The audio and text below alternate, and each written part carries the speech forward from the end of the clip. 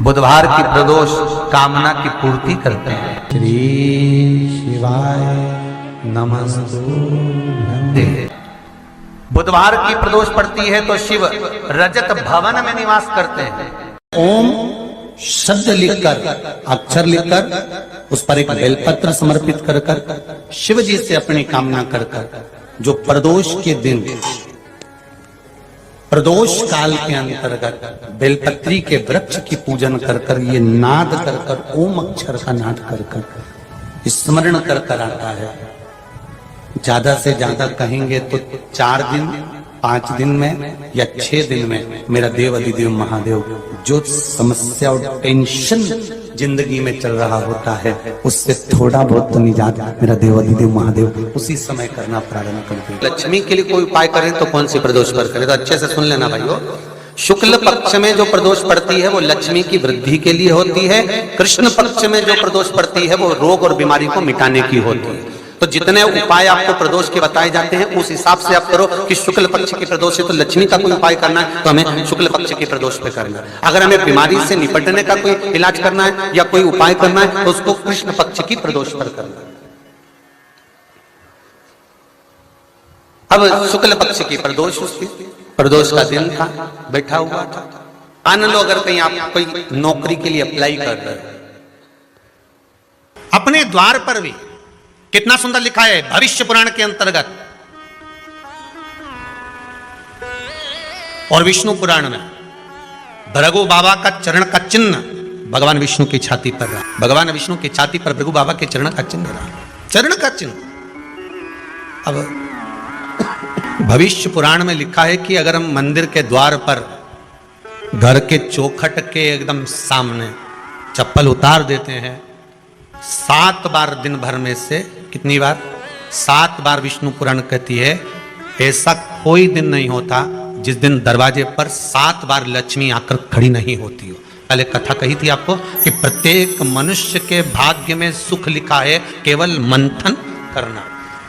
भविष्य पुराण कहती है 7 बार लक्ष्मी प्रत्येक मनुष्य के दरवाजे पर जाकर खड़ी होती है, पर द्वार पर चप्पल पड़ी होने के कारणवश वो लौट कर चली जाती है। बहुत ध्यान दीजिएगा महाराज, थोड़ा सा आपको बुरा लगेगा, लग जाए, और शिव पुराण है, जीवन संवार देगी तो अच्छी बात है,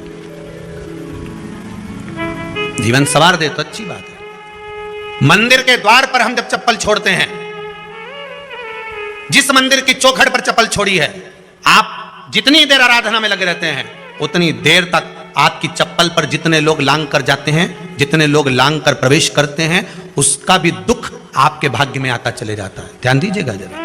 चप्पल का भविष्य पुराण में पढ़िएगा कभी कि पादुका का महत्व क्या है, पादुका किस ओर उतारना चाहिए, पादुका को कहां रखना चाहिए, किस जगह पर बुआरी झाड़ू को रखना चाहिए, किस जगह पर चलनी को रखना चाहिए। सुई, कंपनियां कई बंद भी हो गई, कई कंपनियों से निकाल भी दिया गया, कहीं पत्नी परेशान हो रही है, कहीं पति परेशान हो रहा है, आप कहीं अप्लाई कर रहे हो तो जैसा माता उमा ने प्रदोष काल में, प्रदोष के समय पर, प्रदोष काल के अंतर्गत बेलपत्री का स्मरण किया है, वो बेलपत्र का स्मरण अगर संसार का मनुष्य कर लेता है तो महाराज ब्रह्मवृत्ता पुराण कहती है कि उस जीव का ऐसा कोई कार्य नहीं जो सफल नहीं होता। महाराज मेरा निवेदन रहेगा, किसी एग्जाम में आप बैठ रहे हो, इंटरव्यू के लिए जा रहे हो, किसी कार्य के लिए जा रहे हो, नौकरी नहीं लग रही, सर्विस नहीं लग रही, तो महाराज तांबे के कलश में 11 बेलपत्र को रखा जाए और तांबे के कलश में 11 बेलपत्र रखकर उसमें 11 सफेद पुष्प को डाला जाए।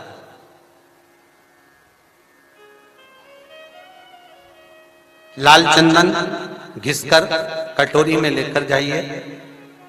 प्रदोष के दिन, शुक्ल पक्ष का जो प्रदोष पड़ जाए उसके दिन शंकर के शिवलिंग पर लाल चंदन लपेटने से पहले शंकर की जो जलाधार, तो लाल चंदन का लेपन आपको इस पूरी जलाधारी पर करना है।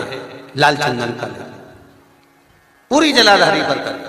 और महाराज जी जिस कलश में आपने घर से 11 बेलपत्र और 11 सफेद पुष्प जल के अंदर डालकर लाए हो, उसको आप चढ़ाएंगे तो इस तरह से चढ़ाएंगे कि उसका भाग हमें दिखे चढ़ते समय। ऐसे नहीं चढ़ाना, उसको चढ़ाते समय इस तरह से चढ़ाएं कि वो जल का भाग हमारी ओर गिरता हुआ महाराज जब आप वो समर्पित कर दें, बेलपत्र पुष्प आदि सभी चीजें, उस चंदन का एक थोड़ा सा भाग पूरी जलाधारी पर हाथ फेर कर अपने दरवाजे पर आते आते उसका स्पर्श कर दें। जिस दरवाजे से आप एग्जाम देने के लिए जाओगे, जिस घर से आप जाओगे, अपने घर के किसी भी दरवाजे पर उसका हाथ लगा दें या कोई स्थान को छू लें। जिसको आप दरवाजे को खोलकर, दरवाजे को स्पर्श कर कर या दीवार को छूकर या अलमारी को छूकर, जिसको भी छूकर आप जाओगे उसका स्पर्श कर लेना। फिर आपको कुछ नहीं करना है, उमा और महेश ही सब कुछ करेंगे जो उनको करना है, सब साथ।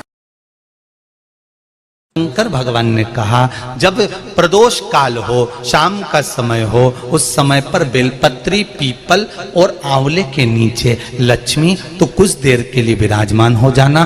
जो तेरे इन वृक्षों के नीचे शाम को दीप लगाने आए उसके घर तो पीछे पीछे चली जाना। बस इतनी कृपा कर देना। जिस प्रदोष व्रत का हम वर्णन करते हैं, जिस प्रदोष के दिन का आपको बधाई कल हमने दी थी कि प्रदोष की आपको बधाई हो, प्रदोष शाम का जो समय होता है, प्रदोष काल जो होता है, उसका वर्णन जब हम करते हैं, ये प्रदोष की पूजन का विधान किसने बनाया, ये प्रदोष की पूजन का नियम किसने बनाया, ये प्रदोष की संध्या काल का, प्रदोष के समय का पूजन का विधान कौन बनाया, ये प्रदोष के समय पर एक बेलपत्र चढ़ाने का विधान किसने बनाया, प्रदोष के समय पर एक समीपत्र चढ़ने का विधान किसने बनाया, प्रदोष के समय पर अगर मान लो कोई भिखारी से भिखारी व्यक्ति भी है जो ठेला चला रहा है, उसके पास में खाने के लिए कुछ नहीं है, फटे कपड़े पहन रहा है, उसकी जिंदगी में कुछ भी नहीं बचा और कर्जे में लदालूम हो गया, एक चावल का दाना अगर वो प्रदोष के दिन, प्रदोष काल में शाम के समय पर शंकर के शिवलिंग पर चढ़ा देता है तो 3 या 4 प्रदोष में उसका कर्जा चूकना प्रारंभ हो जाता है। प्रदोष का विधान इतना, ये प्रदोष का वर्णन करा किसने, इतना प्रदोष की महत्वता बताई किसने, कौन करे इतना वर्णन। अगर प्रदोष की महत्वता बताने वाला कोई है, इसीलिए मेरे शंकर भगवान माता सती को लेकर कुंभज ऋषि के यहाँ, अगस्त ऋषि के यहाँ कथा सुनने के लिए गए थे, क्योंकि उनके बराबर कोई शंकर के महत्व को बता नहीं सकता और प्रदोष के महत्व को नहीं बता सकता। सती मैया को प्रदोष का महत्व बताने के लिए शंकर सती जी को लेकर कुंभज बाबा के यहाँ गए थे, अगस्त ऋषि, कि प्रदोष के महत्व को तो जानो सती, तुम प्रदोष के महत्व को तो सती जानो, तुम प्रदोष के महत्व को तो सती पहचानो कि प्रदोष का महत्व क्या होता है, प्रदोष काल का महत्व क्या होता है, प्रदोष के समय का महत्व क्या होता है। जिस समय पर सूरज डूब रहा हो, चंद्र प्रकाशित हो रहा हो, दोनों का मेल हो रहा हो, ना तो पूरा सूरज डूबा है, ना पूरा चंद्र आया है, ना पूरा अंधेरा है, ना पूरा उजाला है, उस समय को प्रदोष काल कहा गया, उस समय को प्रदोष का समय कहा गया। प्रदोष का दिन, प्रदोष काल, शाम का समय, भगवान देव अधिदेव महादेव मां जगतजननी पार्वती जी के साथ में भ्रमण करने का। देखिए, अगर प्रदोष का व्रत नहीं कर सकते, प्रदोष के दिन आप व्रत नहीं कर सकते, मान लो आपसे भूखा नहीं रहा जाए, प्रदोष का व्रत नहीं कर सकते, प्रदोष के दिन आप भूखे नहीं रह सकते, मंदिर भी नहीं जा सकते, दिया भी नहीं लगा सकते,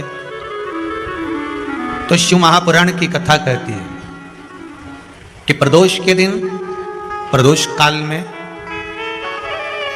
अपने ही दरवाजे के पास में देवाधिदेव महादेव का स्मरण कर कर लक्ष्मी की वृद्धि के लिए, कार्य सिद्धि के लिए, संपदा को प्राप्त करने के लिए आप अपने ही दरवाजे के पास में एक दीप लगा सकते हो। कौन से दिन? प्रदोष। तो महाराज प्रदोष के दिन, प्रदोष काल में बेलपत्री के पेड़ के नीचे एक, जो पत्ता आपके पास में हो, पान का मिल जाए तो पान का, पीपल का मिल जाए तो पीपल का, बेलपत्र का मिल जाए तो बेलपत्र का, उस पत्ते पर मात्र थोड़ा सा शहद और 7 दाने चावल के रखकर घी का दिया लगा दो महाराज, और थोड़ा सा जल हाथ की अंजलि में लेकर भगवान देवाधिदेव महादेव का स्मरण कर कर कि इस बेलपत्री के वृक्ष के नीचे माता लक्ष्मी, पार्वती, सरस्वती विराजमान है। इसी बेलपत्री के पेड़ के नीचे मेरे देवाधिदेव महादेव का 12 ज्योतिर्लिंग का स्वरूप प्रकट है, उनका स्मरण कर कर जल चढ़ा दीजिए। और उसका स्मरण कर लो जो चिड़चिड़ प्रवृत्ति करता हो, क्रोध करता हो, जिसको बोलने का भान नहीं होता हो, सम्मान नहीं देता हो, अपशब्द कहते हो, उनका स्मरण कर कर आप छोड़ेंगे। एकदम एक प्रदोष करेंगे, दूसरे प्रदोष तक तो आपको कोई दिक्कत ही नहीं है। 2-3 प्रदोष कर कर देखिए, बाबा कृपा करें। बच्चों को पढ़ने का कह रहे हो, पढ़ने बैठो पढ़ने बैठो पढ़ने बैठो पढ़ने बैठो, तो एक आध प्रयास बच्चों के लिए भी कर लिया करो कि भाई ठीक है, बच्चे लोग विद्या में प्रबल होंगे।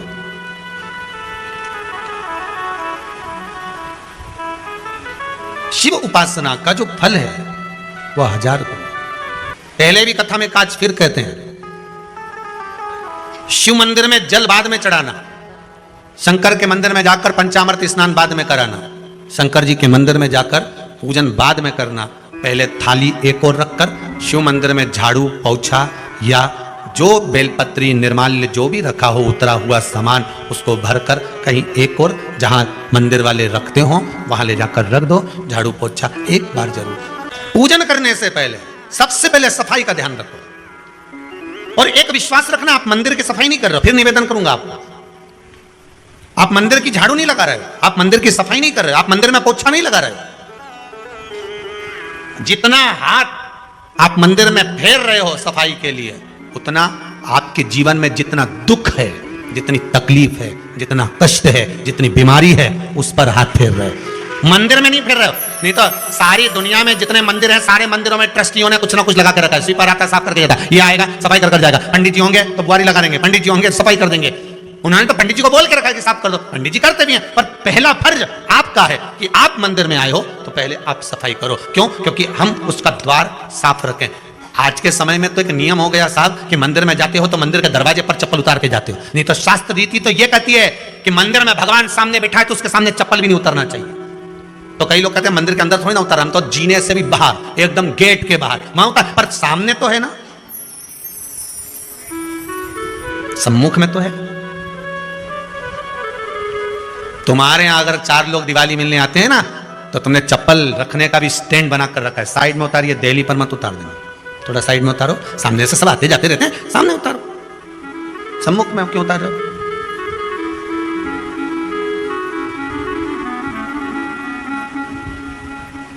थोड़ा द्वार पे से दूर उतारिए।